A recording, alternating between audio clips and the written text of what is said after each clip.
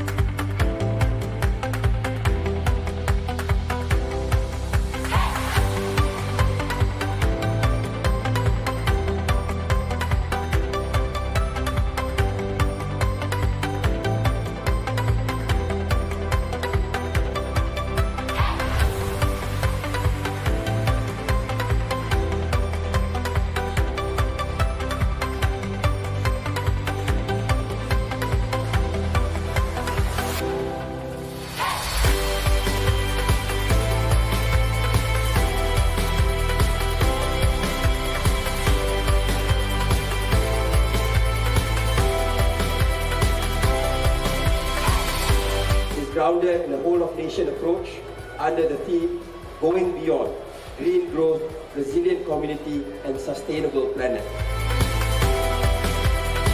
With precious kalimah Bismillahirrahmanirrahim, I hereby declare the Malaysian Pavilion at the 28th Conference of the Parties to the United Nations Framework Convention on Climate Change officially open. Thank you.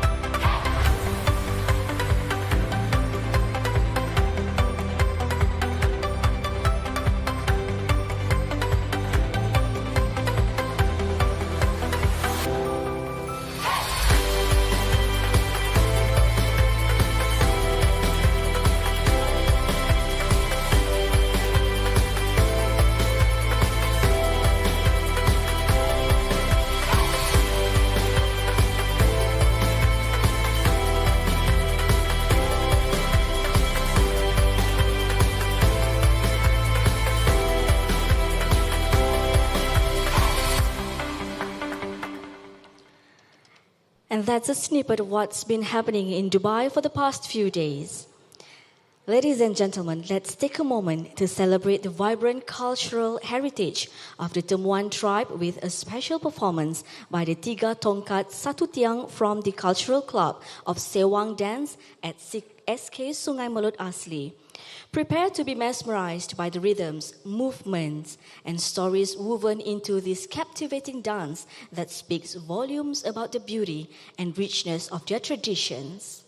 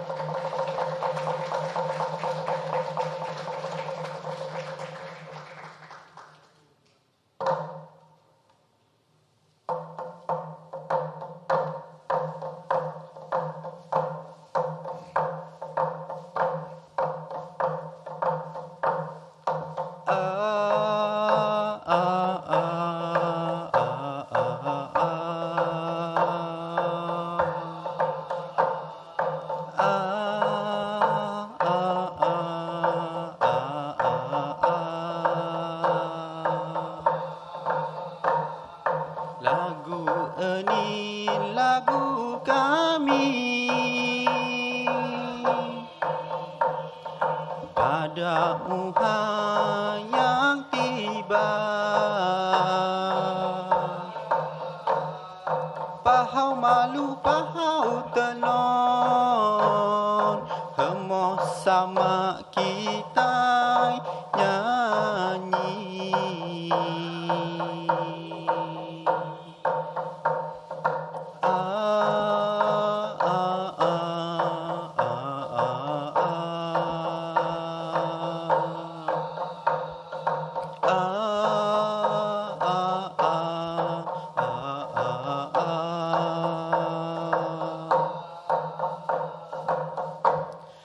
Kami tiba dari kampung,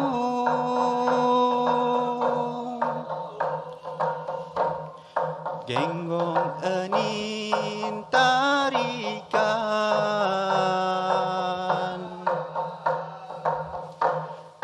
goyang kaki goyang tangan, sama-sama kita jayakan.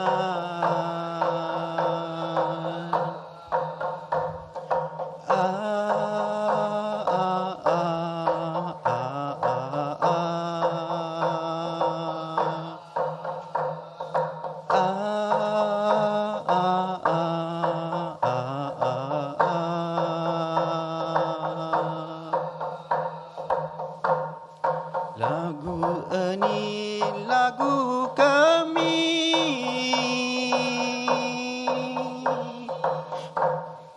pada Tuhan yang tiba.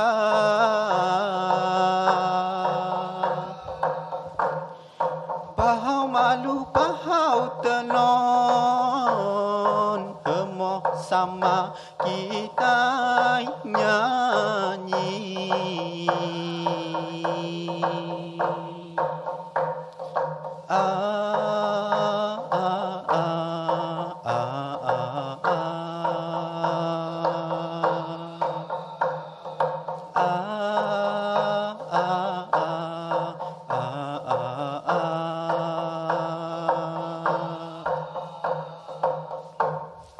Kami tiba dari kampung,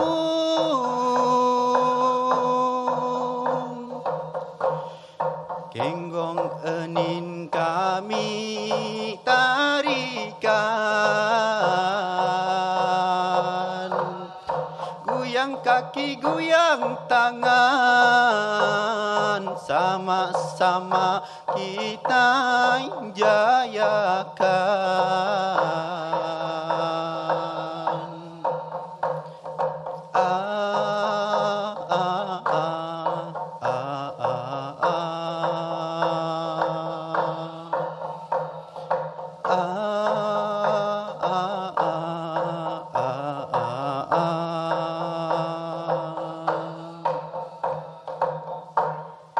Sampai hinin hajen genggong kami, terima kasih uang yang mana. Kalau ada umur kita panjang, boleh lagi kita jumpa lagi.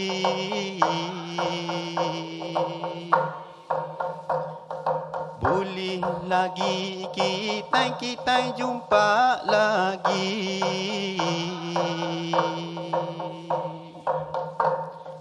Boleh lagi kita jumpa lagi.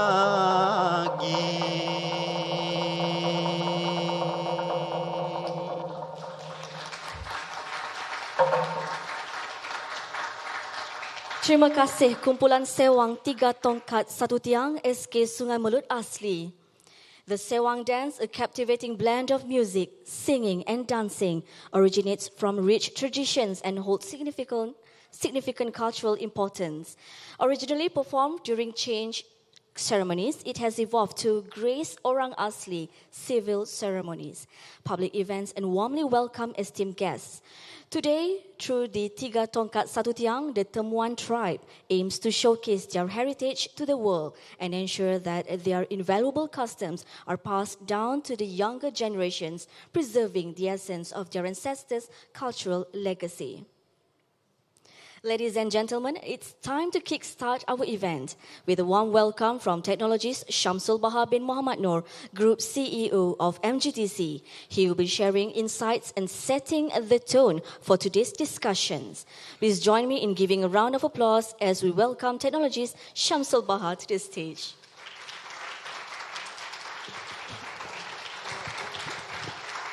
Thank you so much. Welcome to MGTC for those of you making your way here for the first time. Just a bit to share what we have. This is a green building. We, as much as we can, we try to conserve energy. The BEI, Building Energy Index, is only 33 kilowatt hour per meter squared.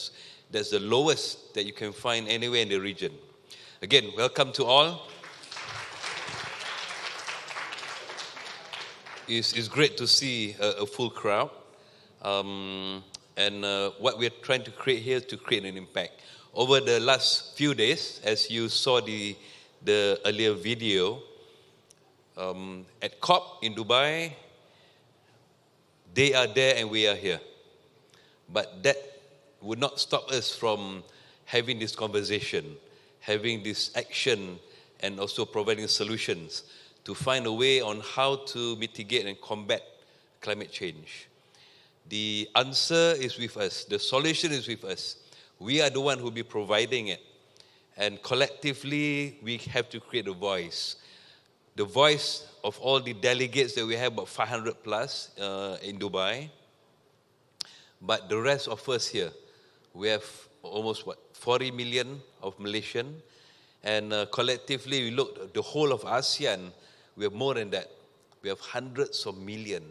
So creating an impact would make it possible.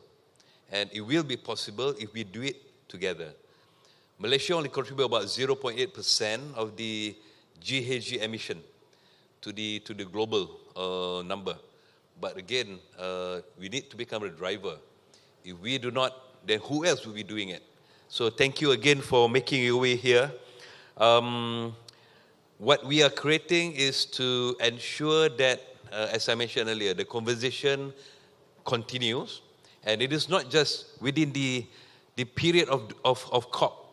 This is from the 1st of December until the 12th of, the 1st of December until the 12th of December.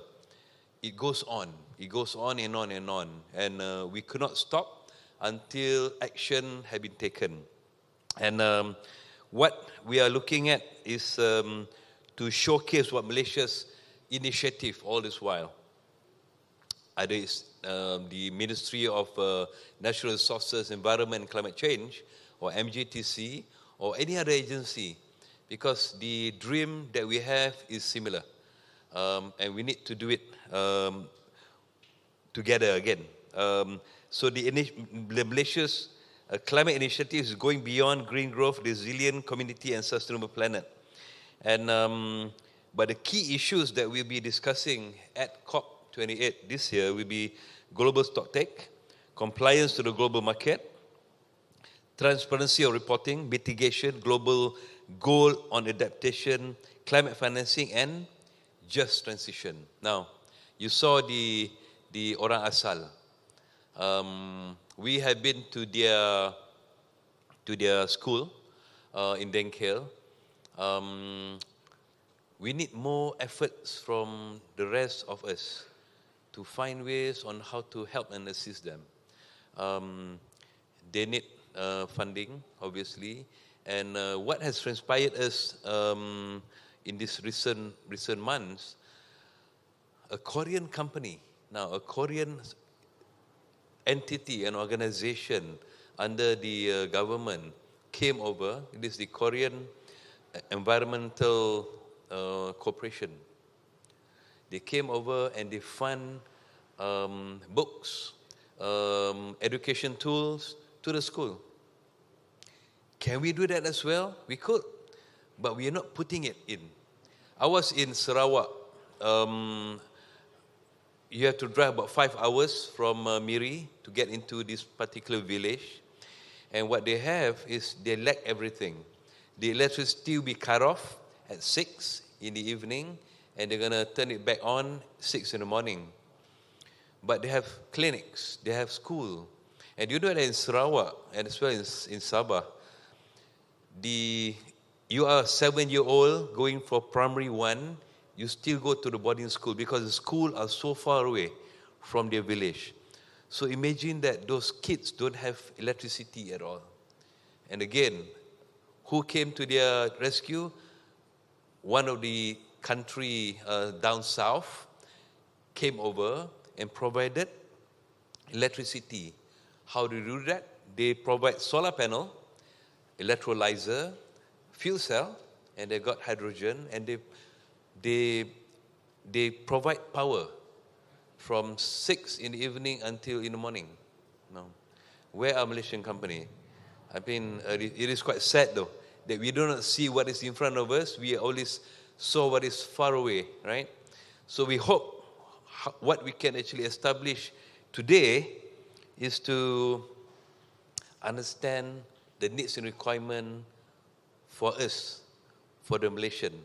Then we bring it all over across the whole region. Now, some bit of updates from COP28. I bet you read the news that the COP28 committee have agreed, usually the Annex 1 countries, they have agreed that Malaysia will be part of the loss and damage fund. So with that, we could actually have a lot of adaptation programs that we could be creating, right? Now, a bit on the indigenous people. There are almost like 500 million of them all over, and some of them are well taken care of, but most of them are not. And let's look at what we have in Malaysia on how we could actually be looking at them, because whatever climate change have created a huge impact on the biodiversity, because they are the one who are conserving it.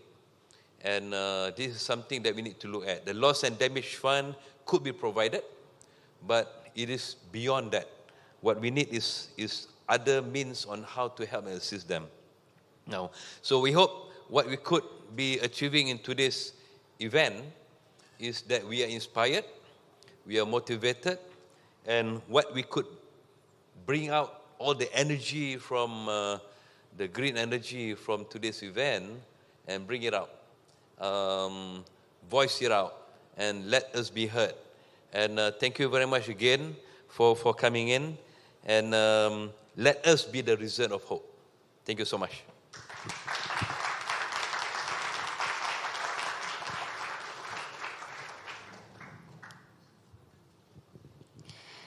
Thank you, sir. Following that insightful welcome, it's time to delve into our first topic, COP28. One model does not fit all. A business case approach for different market needs. We are honored to have Mr. Danny Schmidt from Enviros Group sharing his expertise on this crucial subject. The floor is yours, Mr. Schmidt.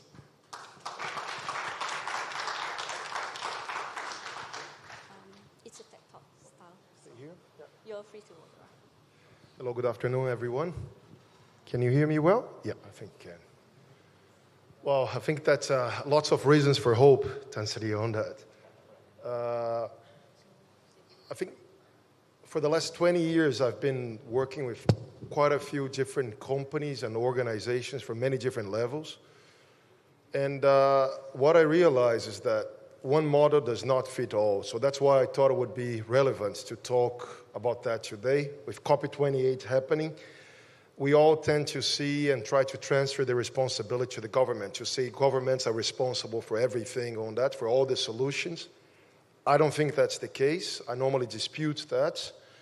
And I think that's one of the main reasons I wanted to contribute to this gathering here today. Introducing myself, I'm Danny Schmidt. I'm a group president of Envirus Group. We are in about 20 countries. We are company headquarters in the UK. We have a large presence in Malaysia now, close to KLCC. 100 plus employees full-time, Malaysians, yep, not Masaleh, local people in here on that. Trying to address the needs of the country and within Southeast Asia as well.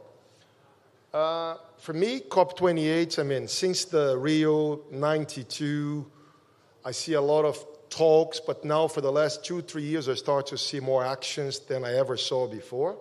So from Rio 92 to the Paris Convention 2015, to the Glasgow Convention recently, to the Dubai one, which is COP28, I think it's indeed a decisive moment for all of us.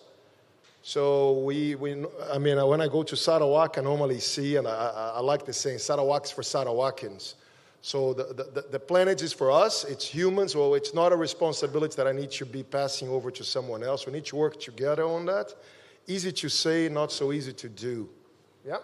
So I do believe it's a decisive moment for international climate action, not only down to governments or to the major companies like Petronas or TNB in this country. I think we all need to work together. So it is an opportunity, as Tansli was saying, it's about coming together. It's about togetherness and sharing the actions and the responsibilities on that. I don't know if we're going to be coming back or not, so if not, I'm going to have to improvise. Okay? Someone stepped on a cable on that. Or someone is trying to sabotage me.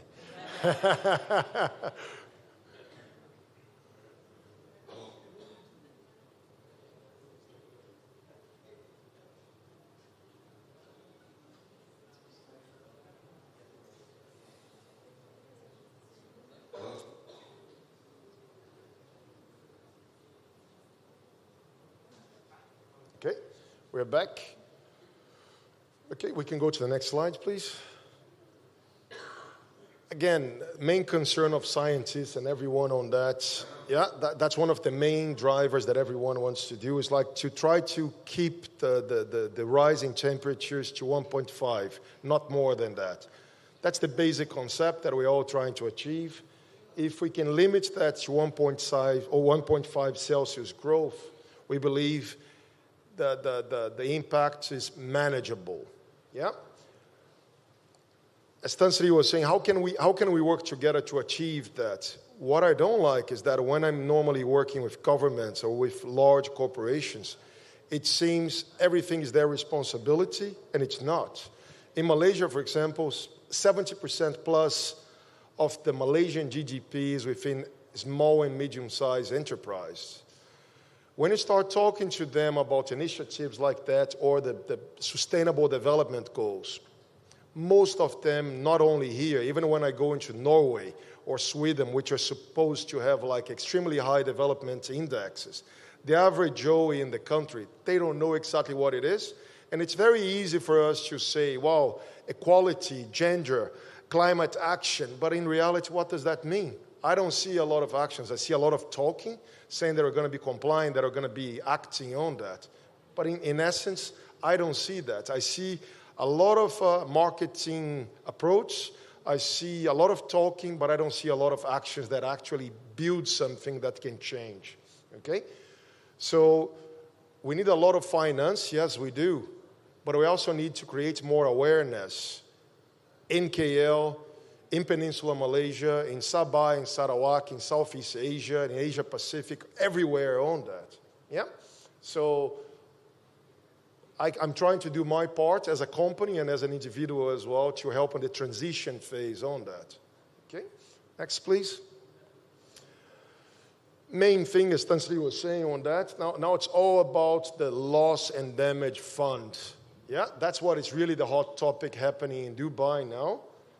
Since Kyoto Protocol and X1 and X2, which no longer exists, you had initiatives which were created to compensate developing nations at the time and poorer nations. They would be paying so as to finance their way on that. It's no longer in place since the Paris Convention, and there's been a lot of talks on that. But now, this represents something, even for Malaysia as well, which we can claim that Malaysia has been losing because the environment is affected because of global consequences that are being pushed by, for example, the number 1 and number 2 polluters in the world, China and the US, for example. They should pay the bill more than other countries for what they produce in terms of the pollution and direct impact on that. So I do see opportunities for the Malaysian market within that. So governments, together with civil society, with large, medium-sized, small enterprise working together, trying to justify what can be done so that we can have a tangible case so as to go for such an initiative on that. So that's something that I'm already putting a team together in KL, which is going to be supporting not only Malaysian companies, but also Southeast Asian companies in here. We're now working with governments in the ASEAN area, Philippines, Indonesia, Brunei, in similar initiatives on that. So that's something that, after the presentation we can talk more. But that's something that I see a major opportunity in terms of use that as a driver in here. Next one, please. Some of the numbers that we can say. So there is a lot of money, especially on the 2050 transition, that we are far, far from able to achieve on that. But there is a lot of talk, so there's a lot of money that's going to be available on a global level. How can we tackle that? How can we use that finance to support us to mitigate the impact in Malaysia, the impact in Southeast Asia? So those are areas that myself and my company are going to be working with the local government, with private companies in here as well, sometimes on a private-public or public-private partnership as well, so as to try to cater for such needs and what is available not only in Malaysia, but perhaps out of an international stage as well.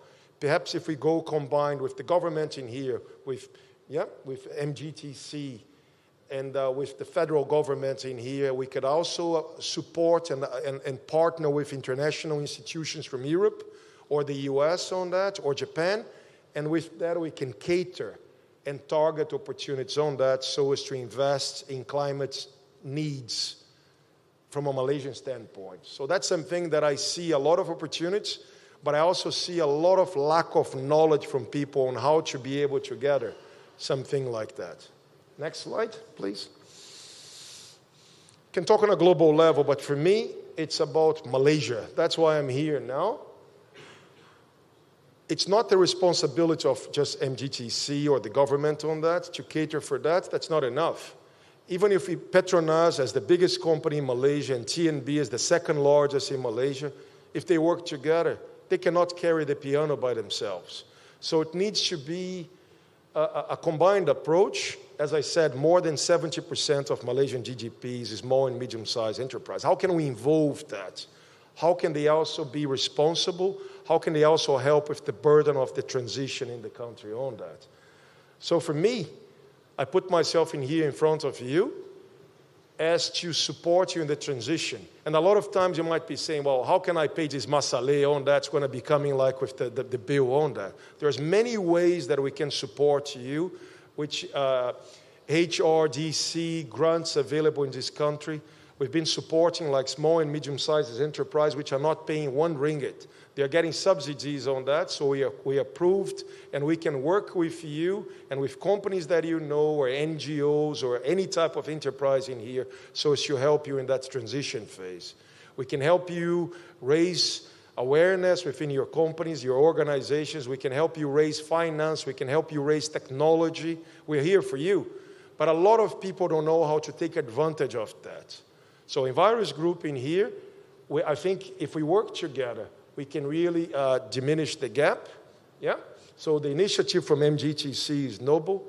I'm here to support MGTC in any way that I can. And I welcome anyone to join us on that. Money can be raised. We just have to have the awareness of working together and the willingness to make a difference together. And that's why I stand here before you, to try to make a difference today. Okay? Thank you.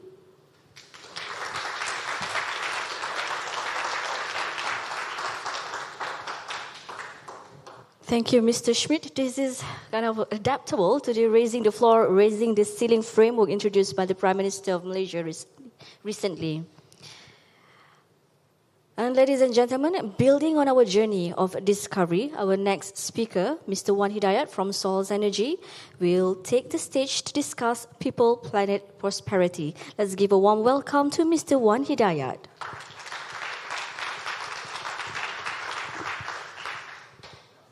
Okay. Assalamualaikum, salam sejahtera and good afternoon everybody.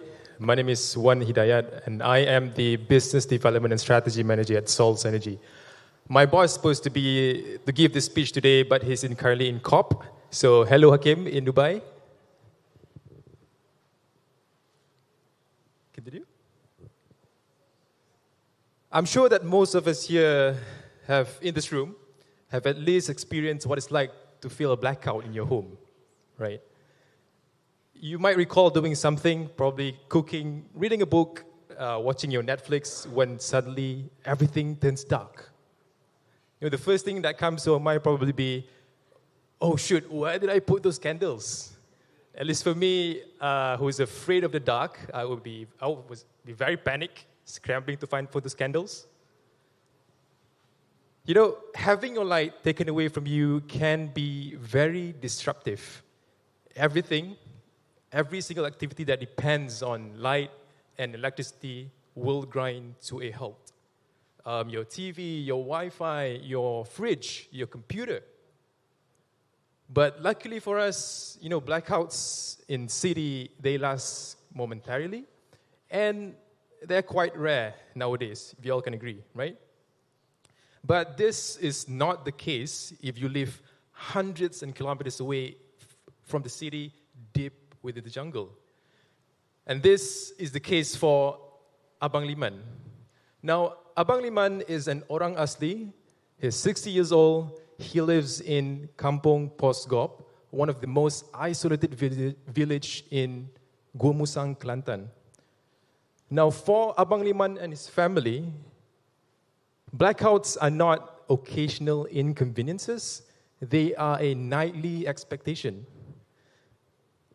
So when the sun set, Abang Liman, together with his mother, his wife, and his 4 kids, will be shrouded in darkness for the next 12 hours. Now, the best that they can do after the sunset is just sit around their kayu api in their home and, you know, talk to each other and find solace within each other. Now, the story of Abang Liman is not unique. In fact, it echoes the struggles of 1.4 million people in Malaysia. Now, this image right here, it's not very clear here, but this image is a satellite image by NASA. It shows a brightly lit areas against dark regions. This image has a name: energy poverty. Now, the World Economic Forum defines energy poverty as the lack of access to modern and sustainable energy services. Now, why does Abang Liman has to endure this nightly darkness? Now, in these dark areas, right, there are too few people and too little infrastructures for the utility to be connected to the main TNB grid. And because of this, these small and isolated communities, they have to rely on diesel generators. You know those generators that they use dekat Pasar Malam that sounds like and smells like petrol? So, problem solved, right? They have energy. Well, not quite. There are 2 main challenges when it comes to using generators. First, and for the most obvious reason, is that they are carbon-based, they use petrol, so they are polluting the environment. But the most important reason is that they are prohibitively expensive. To paint you an idea how expensive it is, if we live in a city connected to the grid, pay 4 ringgit, we would get 720 hours of uninterrupted and stable light. But for them, who live off the grid, 4 ringgit would only get them 2 hours. That makes it 360 times more expensive. Now, Abang Liman, as a village head, he earns about 900 ringgit a month. He earns that from the government. He has to fork out about 150 ringgit a month for petrol to run the generator every night for a few hours. But I have to point out that Abang Liman is the outlier in terms of income level. The median income in his community is just around 50 to 100 ringgit monthly. So imagine the impact to these people who earn absurdly low income. Now, enter Sol's Energy. We provide a simple solution. Now, our ultimate goal is to provide a deeper electrification through off-grid initiative. But since there are capital limitations, our goal is to provide a simple and easy to deploy solution. So what does it come? The 3 components that comes with the solution is first a small solar panel, secondly a battery, and thirdly an array of lamps. So what it does, this system, on a single charge, it provides a 48 hours of uninterrupted illumination. That's crazy, right? So, and it can last for about 8 years for these families. Over the past year at Sol's Energy, we have illuminated the homes of 6,000 Orang Asli homes across 55 villages in Peninsular Malaysia.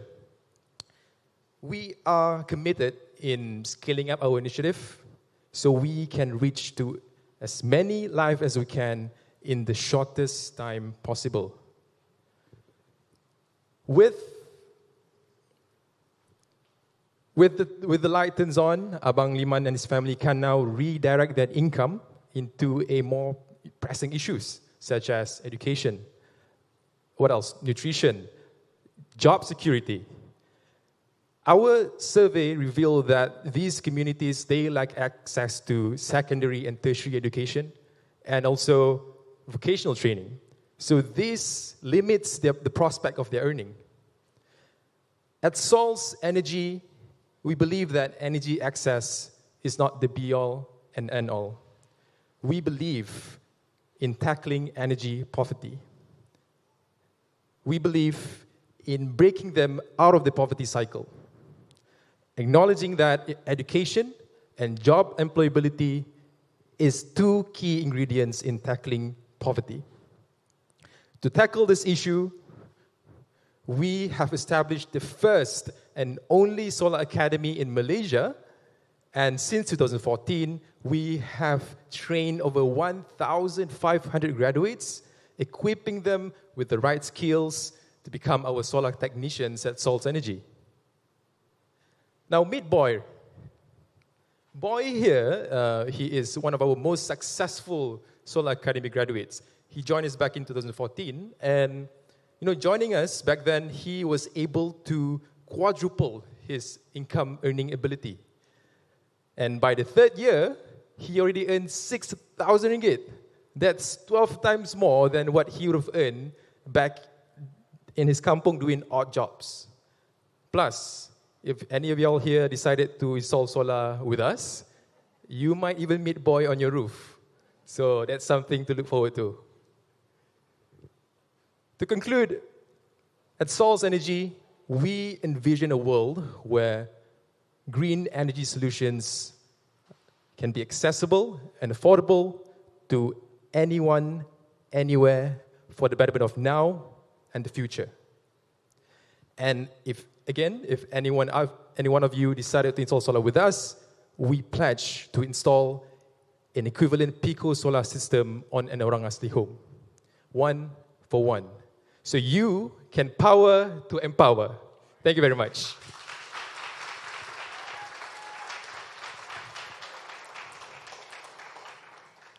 Thank you, Mr. Hidayat, for sharing the stories of Abang Liman's family.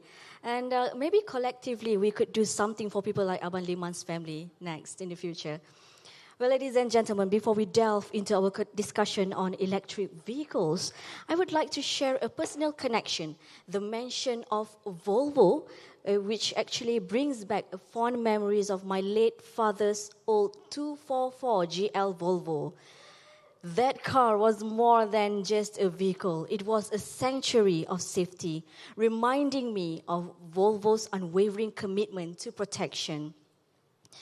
Ladies and gentlemen, today, Mr. William E. from Volvo Malaysia, Sdn Bhd joins us, steering the company's commitment to sustainability and innovation, from reminiscing about the safety of the past to sustainability and innovation, and embracing the technology shift towards electric vehicles. Mr. William E. embodies Volvo's journey toward a greener future. Let's welcome Mr. William E., who will enlighten us on the role of electric vehicles in combating climate change. The floor is yours, sir. Thank you. Good afternoon, everybody. Ladies and gentlemen, my name is William. I'm the Product and Pricing Manager for Volvo Malaysia, Sdn Bhd. Now, just to be clear, Volvo Malaysia is more on the truck side. So, okay. So, yes, I love that we had a personal connection there with the cars from Volvo. But I'm representing the commercial side, the truck segment. And I will share with you really, what we see from the other side of the world, the vehicles that we really, can't be really bothered as they pass by us on the road, how these vehicles are so important in combating climate change. All right? Net zero. This is a term I think we hear many times, and we see many numbers about it. Everybody talk about 2050 net zero. Some a little bit earlier, right? But I want to ask, what does this term really mean for you? Because as a company, yes, there's a goal, there's a direction, but as an individual, what does it mean for you? And I will show you what it means for me in the next slide. My kids. Now, some of us, 2050, maybe we are not here anymore. Maybe we are too old, it's okay. Climate, come, it's not really my concern. But my kids, I love them dearly. By 2050, they're going to be here, and I want them to be really enjoying the scenery as what you see at the back there. This is a really lovely place in Batang Kali, near to my mom's hometown. Just a small little, yard, not yard, it's like a farm where you can get fresh produce. Sometimes my family go there just to get some fresh produce.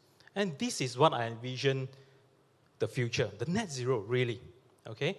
And that is what brings me really to, work in this piece very, very hard, because I believe that we can combat this climate change.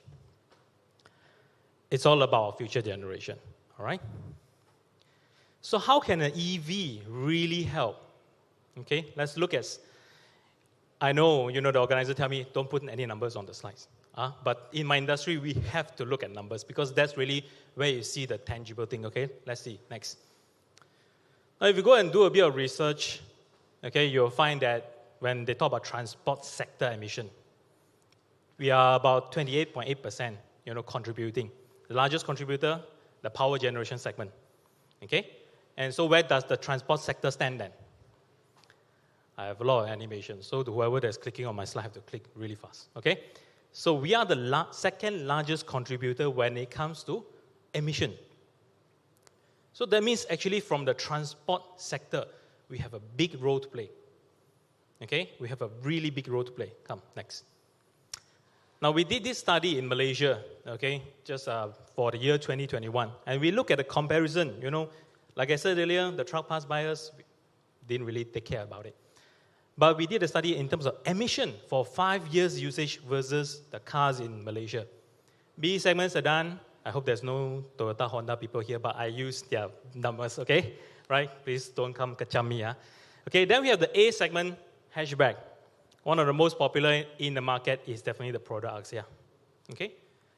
Just by electrifying one of these, we are replacing at least 47 cars on the road, at least 68 hatchback on the road. Okay? And we look at the kind of emission that they're emitting in terms of CO2. And we look at how many of these cars represent those, vehicles on the road.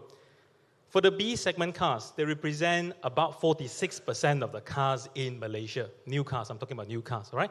And then we have the medium and heavy duty trucks, those really big ones that you see and you're scared when they pass by you. It's only a 2%. So can we have next? 46%, and the next one is the 2%. We are a really small industry. Okay? Now next, if I will put them together, you will see that we actually emit more than the cars. 46 million kilogram of CO2. So, do you think that it's quite a big challenge? Yeah? The trucks that pass by you every day, we emit a lot of smoke and a lot of emission. Next. So, I took this from the internet. It's not my work, but I find this very useful. Effort and benefit.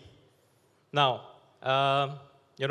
my boss always teach me, do the thing that gives you the best result with the least effort. That's what she said. So I'm going to use this as well. So something that has a lot of benefit, very good, okay, but requires a lot of effort. For example, okay, to make our energy production sector more green. A lot of effort, but the result is fantastic. But we need a lot of resources, and we are short on time, right? 2030 is coming very soon. And then the next thing you know, 2050 is here. So let's do the planning, let's put some roadmap, okay, and then after that we do the action bit by bit. Things that require a lot of effort, not much benefit. Some people want to do, but for me, no way. Okay? We don't have the resources now. Things that has a lot of benefit, very low effort. It's there, but it's also very rare. Okay? So let's look at the last one. Things that can give us some kind of benefit with very little effort. And that's where we think that by electrifying the trucks can give us that very fast result. It's a low-hanging fruit. That's why you see all the fruits at the back. Okay? But don't ask me what fruit is that. I don't know. Okay? Next. So again, we try to solve that 2% to give us the best result here. Okay? So it's very simple. We need to tackle that 2% to give us that 46% in return. Okay, ladies and gentlemen, thank you very much.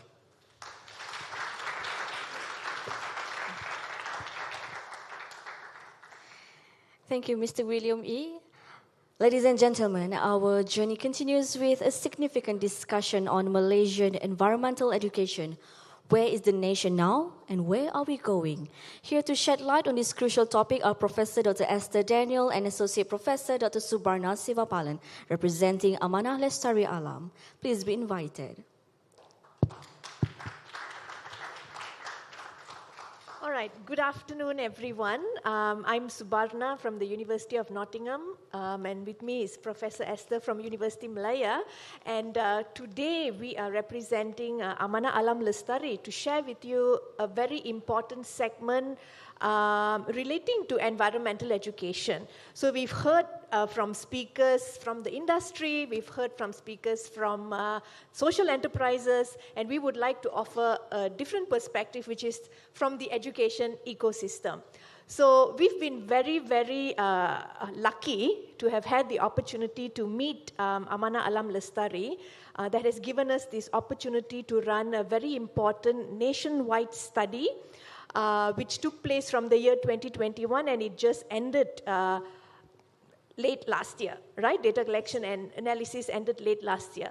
So what we were looking at in this study is the incorporation of environmental education within the primary and secondary school system in the Malaysian public school system here, right?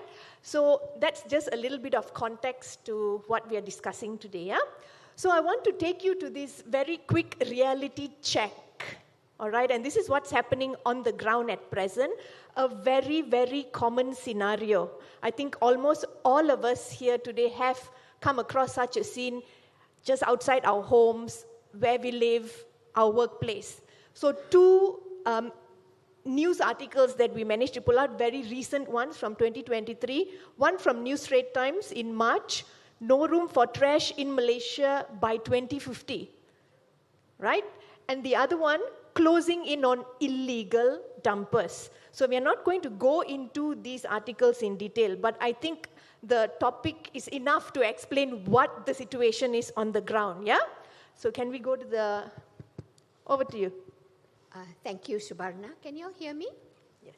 So the third article that we are presenting just happened on Merdeka Day, our Independence Day.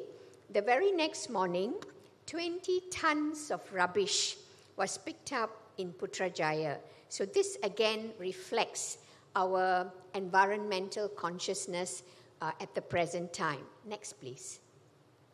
Okay, so now let's get into context. So we've presented what's happening on the ground. So let's zoom in on what's happening in schools. And that's what our study wanted to find out.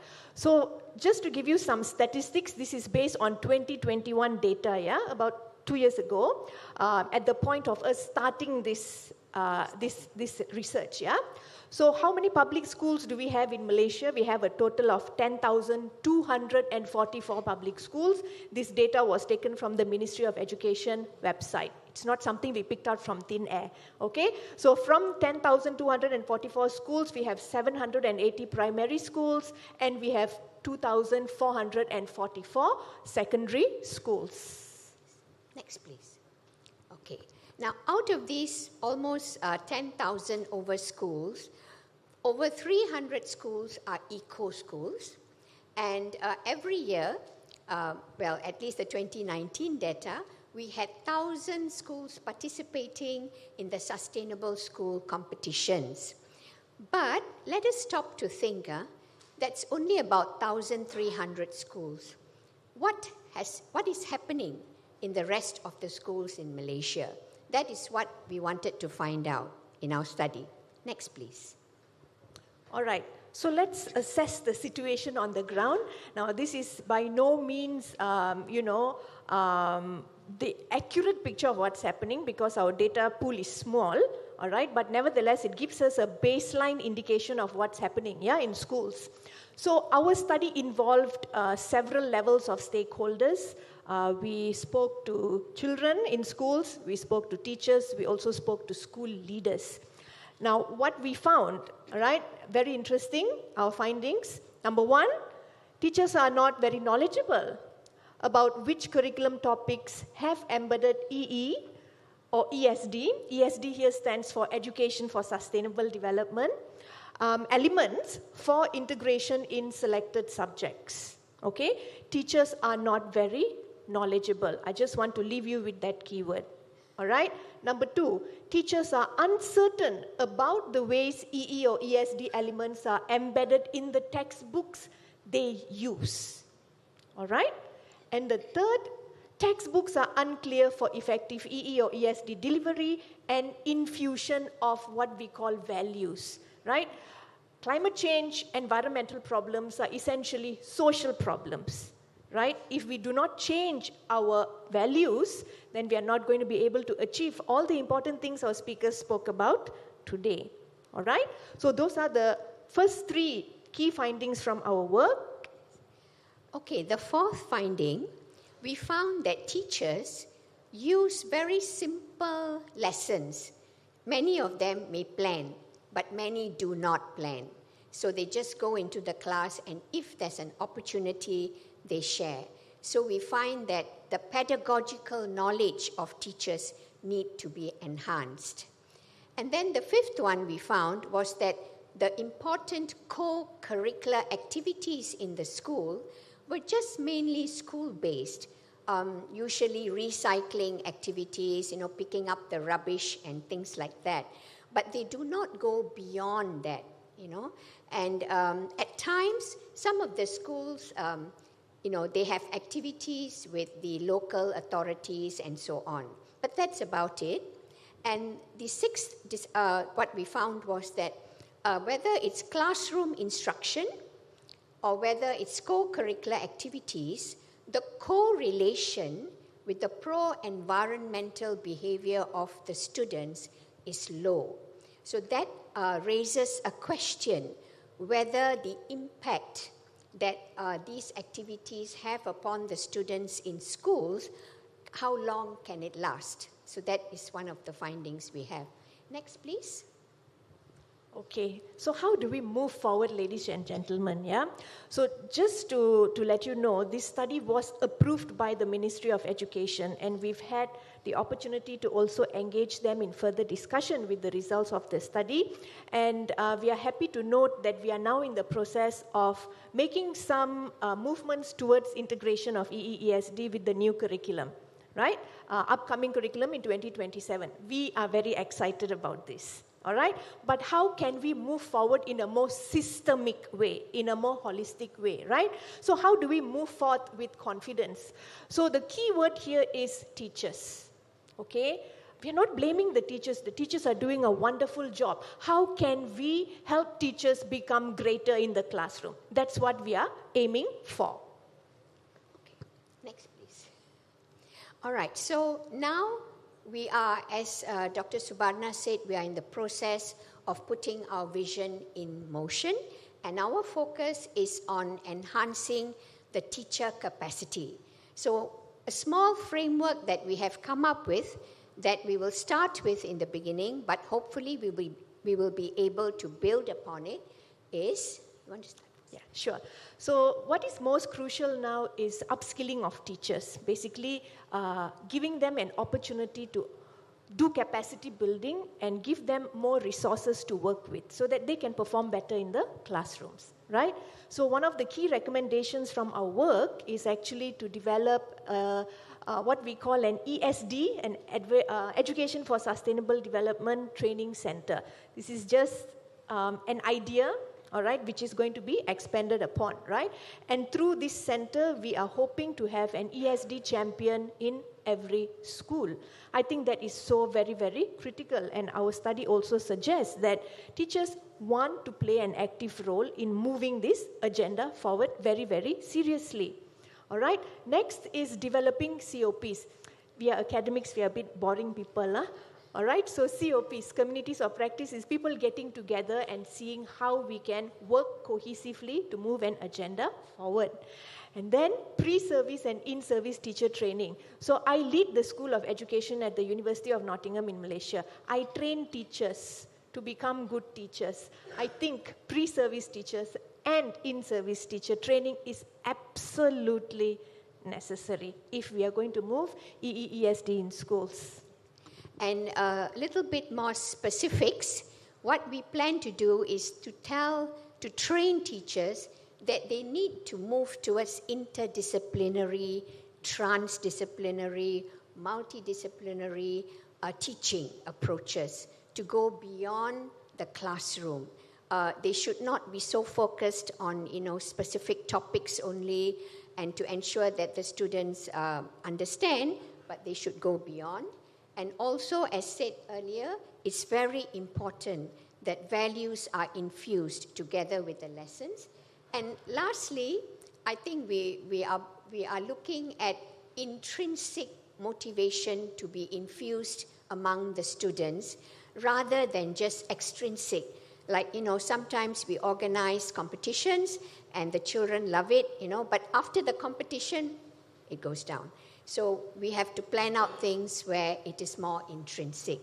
And as said earlier, the most important thing is the teacher, all right? So we are aiming towards a teacher capacity building because the impact at the moment is very small among the pro-environmental behavior, but we are trying to enhance it. So with that, we thank you. All right. So thank you very much, everyone, especially to MGTC for giving us this opportunity. Now, I just want to make a small note here. So if you are interested in reading more about the work that we have done, you could always contact Amala Alam Lestari. Alam, the representatives are here today. Maybe you want to stand up a little so people can, come see you. All right? And if you want to, talk to either Prof. Esther or myself, these are our details. So thank you so much. We all have children at home. Let's work together. Right? Thank you. Thank you, Professor Dr. Esther and Dr. Subarna, for that concise and insightful sharing. Now let's take a moment and to enjoy the captivating Sape performance by Shane Clarence Wong. Music has a powerful way of connecting us to our roots and reminding us of the beauty of cultural heritage. Please be invited, Shane Clarence Wong.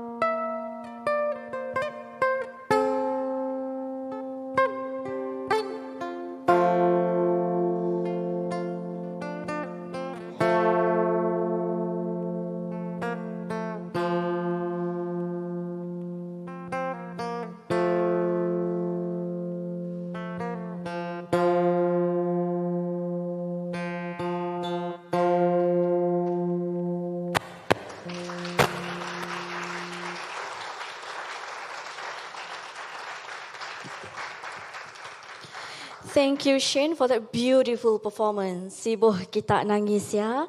Now that we have more reasons for us to be more hopeful, let's give a round of applause again to Shane.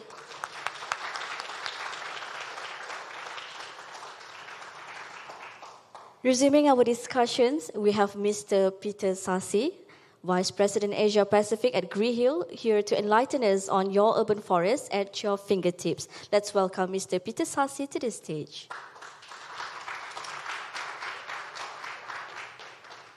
Hello, everyone. Thank you for giving me a little bit of your attention. And I'd like to take a moment just to reflect on all the presentations so far. And how I usually prepare is I try to bind into the other presentations. And it's really good that all across the board, I have seen a few very important focus points which we share in all of this. First one being why we are doing the whole thing. And as the group CEO said, we are doing it for the people, for the individuals on the ground and the people as a whole. And yeah, as Will also said, we are doing it for our children in the future. And also sharing it with the sustainable education. So I see when this education actually, the messages that are handed over, they became the behavior. When my kids at home, they come back at me with instructions and educate me how to better do things. So this is actually already working. And I love this. The second thing is about unity. It's very, very important. Even unity with the guys who say there is no climate change. Much of the things that we do, sustainability is actually also about efficiency, about less waste, using less resources, and by this creating a better life for all the people. And this is very, very important. Okay, if you don't believe in it, forget it. We are just efficiency fighters, and we will make the world better for everyone because we will use less resources and we will work in more efficient and sustainable ways. So this is another thing. And the last thing also, pretty much everybody was to this point is not just talking about it, is actually taking action. And we have seen several different ways in how action is actually going to be taken on the ground, literally, as it happens. And what I want to talk to you about is how we can make life for the people living in the urban environments, which is more than half of humanity already, better going forward, and why we have to do it right now. Next slide. So, of course, many of you know that trees are nice things and are giving us benefits, but it's not just a nice green thing. They have very, very tangible benefits with all the urban climate adaptation, all the climate resilience of the urban environment, starting from, of course, CO2 sequestration and getting us closer to net zero, but also in different areas. When I work with the Australians, their major concern is the heat. And this is the cheapest shading that we can build us, is just trees, which are able to bring down the temperature both by shading and by evapotranspiration in the urban environment. And then when we go to the next, I just came back from Indonesia, where they are actually building a new capital city in the middle of the jungle because the situation in Jakarta is so bad in terms of air pollution. So it started with the coughing of the president, and then it became a huge lawsuit against the local municipalities, which have just won even at the highest court. And now they are going all in, trying to help the urban environment and clean up the air using the trees. And then to the last point, also about, and still primary benefits, also about trying to stop the runaway flood water and storm water. So next slide. So, and it's again kind of a mutual thing. So we are doing, it seems like we are doing it for the trees, but we are only helping the trees so that they help us back. So we are doing it because the climate change is not only affecting us, it's also affecting the urban trees. They are also under a lot of stress, both because of the stronger and stronger climate effects, but also about what we do. So we have more and more people living in the urban environment. We build more and more infrastructural items. We use more and more technological items, more energy. So they have less and less space to live. And when we put all this stress on them, we need to help them to strive better. And that's next slide. And that's what we do. Actually, we are at a point already with the technology that it can be completely automated. We just take a complete 3D digital twin of the entire urban environment, and we have the artificial intelligence and machine learning to find the trees in that. We call them the urban green infrastructure. And then, next slide. We figure out how they exactly feel, how they exactly perform, and how to make it better, both in terms of safety and making sure that in the next typhoon, again, climate change, they are not going to break, so they will stay healthy and keep protecting us, and also measuring the effects that they provide us, the performance, and how to make it even better. Next slide. So that we can put it on a map and show it to all the decision makers and all the urban planners how to exactly deploy the limited green assets, the tree planting resources, year on year going forward. Because as a Chinese proverb you might have heard of says, the best time to plant a tree is 20 years ago, and the second best time is now. So that's what we want to achieve. And thank you very much for your attention.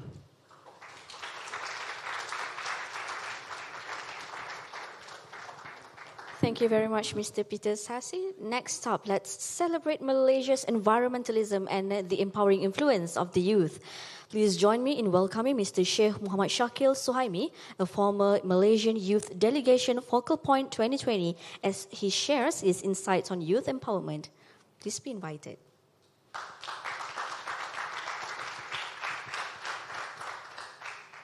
Hi everyone, it's a pleasure to be here. I think to start off, I'd like to divide my very brief presentation into 3 points. Next slide, please. I think first and foremost, it's just to give you a bit of an overview of my environmental journey, as well as reflections from that. I think number 2 is sort of shed some light on why it's important for young people to be at COP. You know, what are the values, what is the value added of us being there at COP?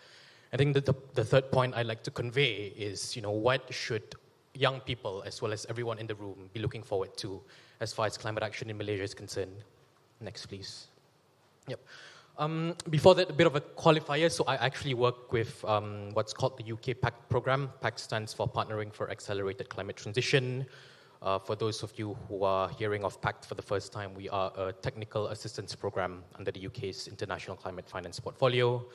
But a lot of the experience I'll be sharing today will be based on my time with the Malaysian Youth Delegation, but it does not represent the views of the Malaysian Youth Delegation today or any other organization mentioned in the presentation. I think one final disclaimer that's not here. I'm very thankful to MGTC for providing me with the opportunity to share some of my experiences from being a former youth delegate. But the fact of the matter is there are so many inspirational young people there who are able to share their insights, and I look forward for them to be a platform in the future. Next, please. Yep, so a bit of my journey. I started off in 2015 through what was called Power Shift back then. So it was essentially an environmental activism NGO. And for those of you who know that person, that's Yubin. Back then, she was the State Assembly woman for Damansara, but you might also know that she was the former climate change minister from 2018 to 2020. I think for a lot of us at the Malaysian Youth Delegation, as well as Power Shift Malaysia, I think she was such an inspirational figure for our respective environmental activism scene, and I think that's such a powerful thing to have on the journey. So the next picture was me flying off to my first COP. Thanks to Nottingham, I got a bit of sponsorship to fly there. Otherwise, I wouldn't have been able to afford to go there. Yeah, so this was us in Bonn in 2017. The next one was, so that's a mistake, it's actually COP24. That was a group of us delivering an intervention during the closing plenary of COP24. That was in Katowice in 2018. And then the final one was when I had joined the UK PAC program. So that was us last year facilitating the signing of the UK-Malaysia Climate Partnership. I think a key reflection from this is in 2015, I was still figuring out what it is I wanted to do. I was doing an environmental science degree, but you know, as niche as some people may think the environmental scene is, I think it's important for us to still determine what it is that we want to do. Do we want to work on the energy side of things? Do we want to work on conservation? Do we want to work on the policy side of things? So having gone out there and joined lots of initiatives helps us to determine, you know, what it is that we actually want to do and what it is that we do not want to do. And I think that's something that's very important for a lot of young people out there. So just a very quick overview of some of the youth climate activism NGOs in Malaysia. So I've mentioned the Malaysian Youth Delegation. Before that was Power Shift Malaysia. We've got really active youth groups out there, such as KAMI, as well as Youth. Youth stands for Youth United for Future Earths. But I think from the 1990s, we already had organizations such as YAWA that focused on capacity building, environmental education amongst young people. And we had the Malaysian Youth Climate Justice Network. And I'll give you a bit of fun fact towards the end once we're there. Next, please. Yep. So why is it important for young people to be at COP, right?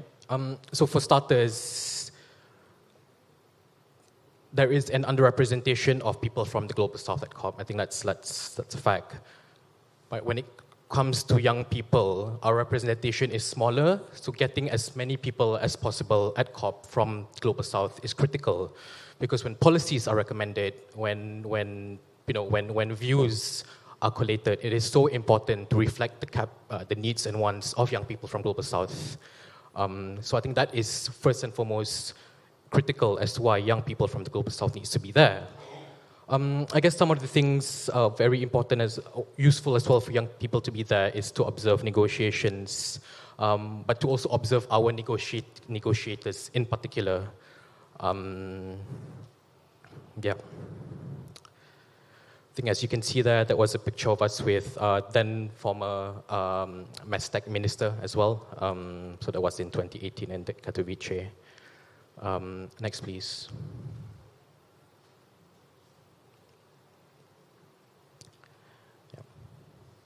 So you may have seen a lot of pictures from COP of us having representation in the likes of Bonn and Katowice, and we have many young Malaysians at the current COP in Dubai at the moment.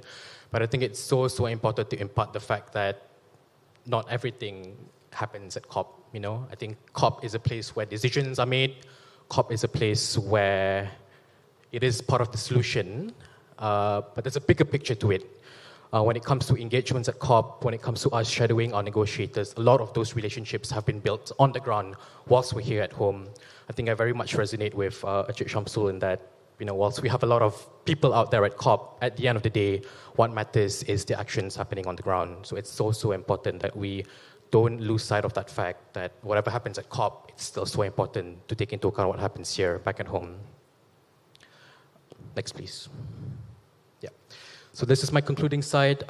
So what's next for Malaysia, right? I think we had a picture of UOB, and one of the reasons she was someone who I looked up to a lot was the fact that she announced a lot of progressive initiatives for Malaysia. I think she was the first minister who announced that Malaysia was looking into a climate change act. I think she was probably the first minister who talked about a potential national adaptation plan for Malaysia. And when there was a change in government, I personally was affected by that because I think she was one of the more progressive ministers who did not afraid to be bold and loud. But now we have a new minister who's also equally progressive and impressive. He's young, he's energetic, and it's a good step for Malaysia in that he's reiterated the fact that a climate change act is important for Malaysia. Even though the timelines are a bit delayed, we're still hoping to have a climate change bill tabled by 2025.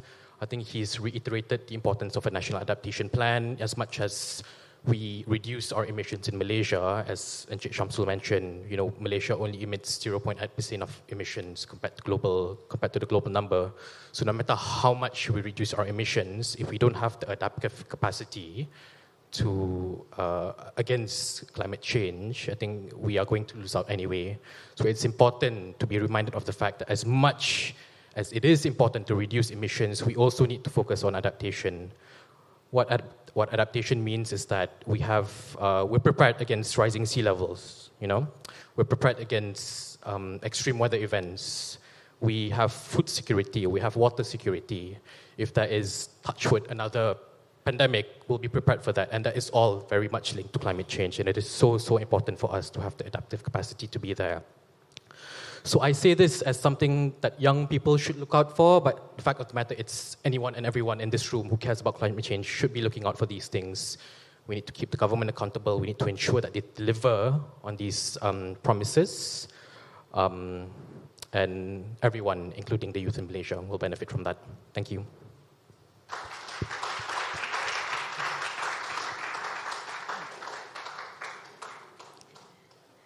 Thank you so much, Mr. Shakil. Glad to know that now youth are given the opportunity to be heard nationally and internationally. And ladies and gentlemen, as we are near the culmination of our discussion, we have the privilege of learning about sustainable carbon solutions from none other than Ms. Zara Fang, the Sustainable Economy Lead from WWF Malaysia. Please be invited.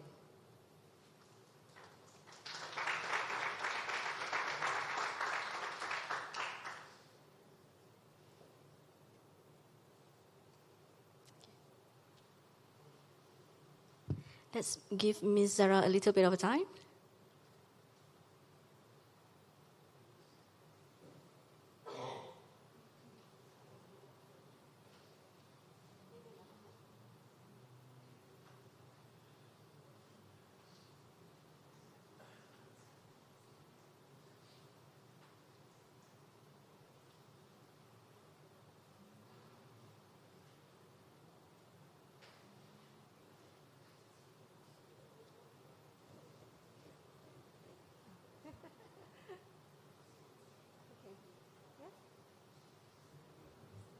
Good afternoon, everybody. Okay, so I brought a whole stack of notes, but don't worry, it's not going to be longer than half an hour, I swear. So I'm actually talking about beyond GDP, the sense of looking past ringgit, not green carbon solutions. So when I ask you, how successful is Malaysia, what would you talk about? What would be your focus? Next slide, please. Maybe, like Google, you would be talking about the economy. And not just the economy in general, because there are a lot of aspects to the economy, but you might be focusing on one specific indicator. And, that indicator, no surprise, would be the GDP, the gross domestic product. But why? What's so special about GDP?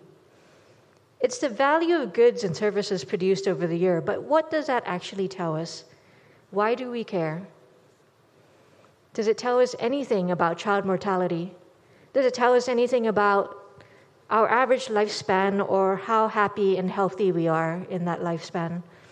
Does it tell us anything about women empowerment or whether we are victims of crime or how many of us are victims of crime? Does it tell us anything about access to clean water or how many kids go to school? I mean, it's a measurement of money, but how does it tell us about how many Malaysians actually even earn a decent standard of living? Okay, as an economist, I guess I should tell you that GDP as a measure of production is related to health and well-being because the more you produce, the more you can consume.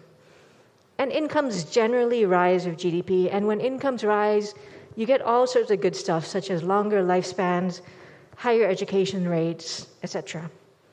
But these things are things that are likely to happen with good enough policies. They're not guaranteed to happen. Next slide, please. This is Simon Kuznets. He is the father of GDP. He developed the gross domestic product. But even he said, next slide, please, that the welfare of a nation can scarcely be inferred from a measurement of national income. So, again, why are we talking about GDP as a measure of our success? It still doesn't say anything about our access to healthcare or women's rights or sustainability. And you're probably wondering, why is WWF coming here and talking to you about GDP, right? And this is why. It's because this is meant to be good for GDP. And yes, it does produce goods, it does produce services, but we are also losing goods and services when something like this happens. And all the money that is coming from something like this goes to one company, maybe. But what about the communities that live around that forest? What are the communities that live downstream from that forest? What about the livelihoods they are losing or the floodings that they are experiencing? So you might remember a couple years ago, we had some really bad flooding disasters, and it cost us 6.1 billion ringgit in losses. And that is coming from environmental destruction, and it's coming from climate change. But you know what? Even spending to replace these losses is factored into GDP. So yes, there are issues with GDP. There are things we would like to change about GDP. Because if we use GDP as a measure of success, even though it's only meant to be an indicator of how well we are doing, of all the good things that comes along with it, the focus sometimes becomes on increasing GDP itself at the expense of all the good things it should bring. In 2019, Mongolia released its voluntary national review at the High-Level Political Forum for the Sustainable Development Goals. Now, up until 2019, Mongolia had been experiencing high rates of GDP growth. Next slide, please. But in their report, they wrote that the benefits of economic growth have not translated into better livelihood options, and employment opportunities have not expanded. So even in years of high GDP growth, they still experience high unemployment. They still experience, if you read up there, they had deepening inequality, and they had increases in environmental pollution, increases in violence, and increases in crime. So how is GDP growth necessarily a good thing? So GDP as a measure of success or progress, I don't know about you guys, but to me, I would say, nah. But here's the reasons for hope, right? There is good news, because the idea of going beyond GDP is not new. So this is the Sustainable Development Goal 17, Target 19, which reads, by 2030, build on existing initiatives to develop measurements of progress on sustainable development that complement gross domestic product. Next slide, please. And this is from our common agenda. which is the report from Antonio Guterres, who was the Secretary General of the UN.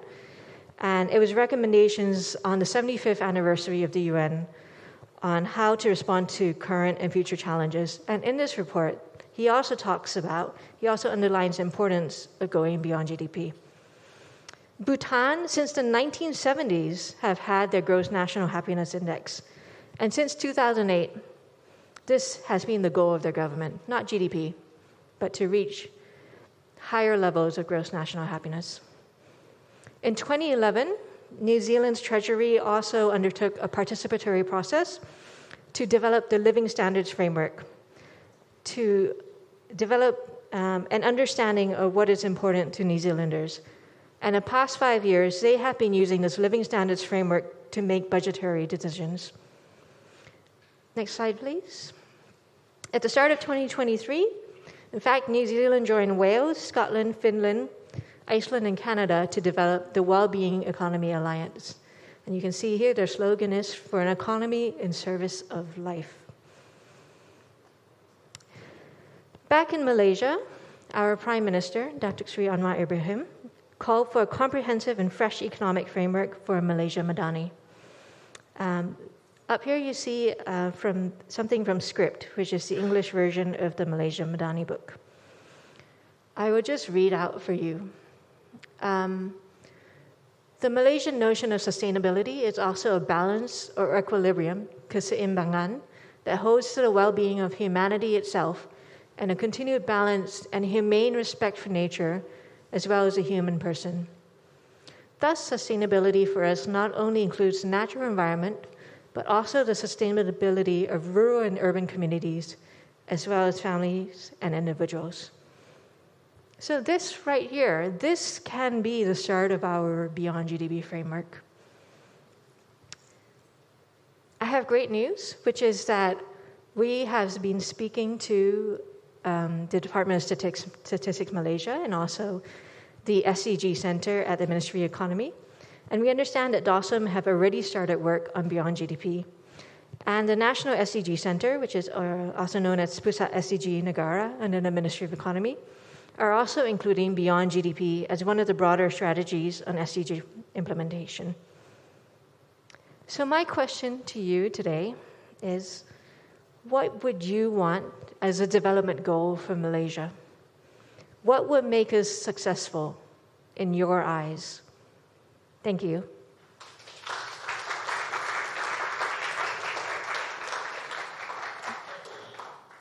Thank you, Ms. Zara Fang, for that insightful sharing today.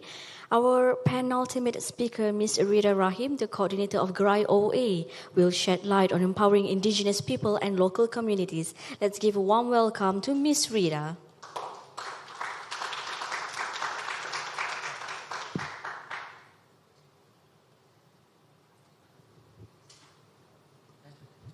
Hello.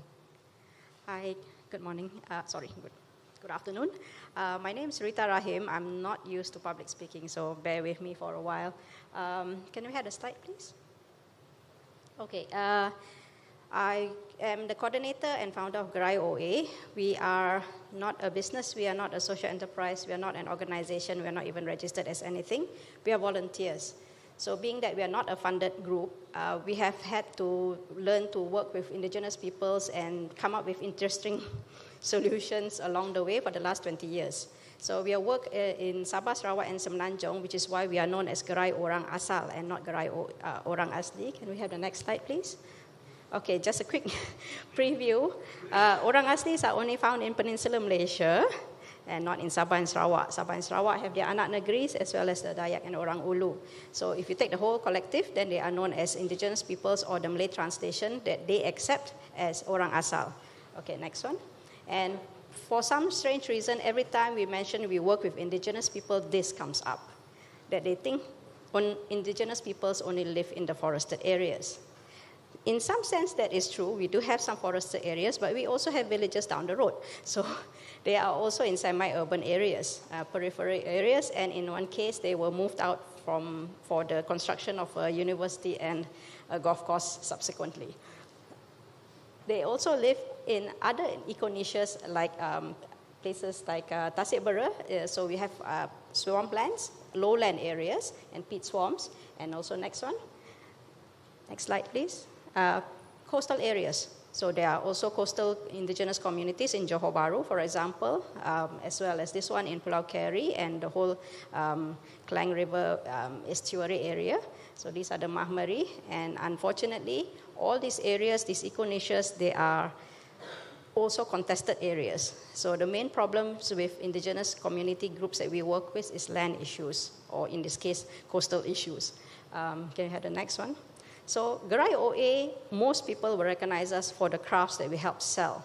We are a pop-up, and we only open when it's a rent-free site, because 100% literally goes back to the person who made the item. So the volunteers work for free, which is why we don't have many volunteers, so you can come and join us if you are able and willing. But I'm here just to let you know how communities solve small problems, well, some, in this case, big problems, with very little money and quite a bit of effort. For many people, I know every time they say communities that are in the interiors or whatever, you always think of charity, the idea of giving, or we need to give them something. Or bear in mind, a lot of them are independent, and the more interior you are, the more independent you can become. But there are certain limitations. For example, in the case of water, the main issue is getting these things. These polypipes are expensive. One roll can be several hundred ringgit, and then logistic costs as well to get them to the locations. In many communities, the watershed areas are the most fiercely guarded, because without water, honestly, nothing works. And almost all our water projects that we have done in Sabah and Pahang were initiated by women. Never underestimate the power of an angry woman. We have to carry all the water, okay? If you ever gone through a Selangor or KL water drought, you know you can have a change in government just when you had 2 days of no water in the Klang Valley. So imagine living without water or in water-scarce areas. I never knew that was so bad in Malaysia until I started working in Kudat in Sabah in 2004, and then I'm very careful with water now, even though I can turn on the tap. This case, they had to literally do their own piping, because it is cheaper for them to do so rather than waiting for external aid to come in. That is a small coffer dam that they use to channel the water about 2 kilometers plus to the village to meet up with an existing system. And then this one is a repair, and that is the size of the dam. It's about the size of a table. I also couldn't believe how small it was, but that feeds a $25 long house in Kudat. And that has just been refurbished, I think, twice over the past 20 years. For that one cost 10,000 ringgit. 2.1 kilometers. Polypipes, sump, everything. And they designed it themselves. The gradient was so low, I was like, are you sure this thing can move the water down to the village, which is quite far away? They say, yeah. And they're ingenious. You just give them the resources, they can manage it. So we don't have to raise so much money to bring in so much things when they can actually do it much better. So sometimes you just think outside the box. Don't just think of giving the aid, but also think of bringing in external experts. They have local experts to do it. Okay, next one. The other part of the water system, which nobody seems to be bothered about these days, sanitation. We have a lot of villages without proper sanitation issues here in Malaysia still, even now, even not far from here. So we have, and it does not cost so much money. Again, this is 2,500 ringgit. It's a 2-door toilet, squatting toilet, but there's a cistern. And that was the old toilet over there. So it's a real upgrade. And they built it themselves. And it's still running. This was 2012, right? I went back there earlier this year. It's still running. The cistern still is not at capacity yet. So they can do this. They can do this for very little money. We just have to change our mindsets about what aid exactly is. Next one. Electricity. Again, we have solar. It's a good thing to have. But again, it's not because there is no access to electricity. If you look at the middle picture, it's a village in Krau. It's a Jahut village in Krau. If you look very carefully, TNB has put up a line. There is electricity to the village now. 10 years before that, there wasn't. But they can't afford the connection fees. It's not cheap. Some can be up to 1,000 plus with the wiring and everything. So that upfront payment they can't always afford. So we had to come up with some situations in some cases because of the artisans we work in. What we do is a matching grant system. You come in with half, we'll find you another half. So it's a matching grant. Even with these solar systems, the small ones, 160 ringgit, they come out with 80 ringgit, we'll find you 80 ringgit to match that. And we actually advocated for the smaller panels and smaller systems is because it's not just light. They didn't want just light, you know. They all have handphones. They want to charge their handphone. So you have to find a system that can actually charge handphones as well, plus give them light. And we needed it to be portable because if you look at that picture, that light over there is going to travel 3.5 hours by motorbike up into Post Bala, which is one of the more interior areas in Gomusang. Why? Because if you go by 4-wheel drive, it's 1,000 ringgit one way. Yeah, motorbike cheaper. Next. Yeah, the realities of rural economies and interior economies is mind-boggling. Indigenous peoples are not just also recipients of that kind of aid, but they are also doing the renewables as well. This is a setup in Penampang, Sabah. It's a social enterprise. It's community-based, it's indigenous-based, and they are currently in Dubai right now, so they can be here as well. But they're fantastic because they also do training with the communities. So they got micro hydro, pico hydro, and solar, plus they're the first glass crushing recycling thingy going on in Sabah as well. Sabah generates a lot of bottles, if you get my drift. Next one. And last one is this one. They are... every time they do this to me, I'm always amazed. There was a small WhatsApp sent, can we have some money to repair a bridge? This is a suspension bridge. When they showed me the original pictures, I said, yeah, sure. I asked them, how much? 500 ringgit. There's a suspension bridge that can take the weight of motorcycles, okay? It's over a small little river. It's tethered to trees using old poly pipes. The trees are still alive. This was a photo of the bridge about 2 or 3 years later. So they can do this, you know. Indigenous peoples can do a lot of things if they are given the opportunities. So we got to just shift our mindset to not just looking at giving of aid, but giving of opportunities instead. It's cheaper. It's more sustainable. Almost all the projects that they build themselves, they maintain better because they don't have to wait for some guy in KL to come down and repair the system because they can do it themselves. It's only when it reaches problematic stage, then only they call in the external experts. But in most of the time, they repair themselves. These guys use chainsaws and cut down trees and build this. One of the most heaviest thing that they brought in was the chainsaw chain and the nails. They ordered like 2 kilos of nails. And sardines for food. So the concept of making stuff by gotong royong, which is a traditional concept in many Asian countries as well, working together communally for the communal good. They are not paid, but they are paid in food. So the rest of the village will cook the food while they do the work. So it's also cheap. It's like 300 ringgit for the meal of many men to do this. So that's about it. Can we have the next slide? If you need to find us, we are on social media. We are also using our social media voice to let people know what's going on in the villages as well as the communities, indigenous communities. I am not indigenous, by the way, but you know, you hang around them long enough, you pick up certain things as well. Okay, thank you very much.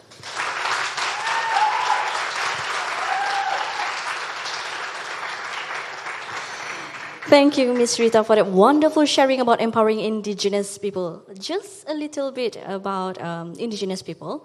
Did you all know that there are about 2 to 5% of indigenous people exist around the world? But these 2 to 5 indigenous people actually conserve around 80% of the world's biodiversity. The IPLC conserve 80% of the planet's biodiversity, but they are also the most vulnerable to climate change. Therefore, let's amplify our voice and help protect the planet by taking actions of conserving the world together collectively. And now, ladies and gentlemen, as we draw to the conclusion of our event, I would like to extend my heartfelt thanks to all our distinguished speakers for sharing their expertise, insights, and passion for environmental sustainability with us today. Your contributions have been invaluable. As we transition into our networking high tea after this, let's take this opportunity to engage, exchange ideas, and forge connections that will further propel our commitment to a sustainable future. With that, we've come to the end of our event, but our journey towards sustainability continues. And I hope today has been enlightening and inspiring for all of us. Thank you for being part of this significant gathering. Let's carry forth discussions and actions sparked here today into our everyday lives. Safe travels and a wonderful evening ahead to each and every one of you. Assalamualaikum warahmatullahi wabarakatuh. Salam sejahtera and salam Malaysia Madani.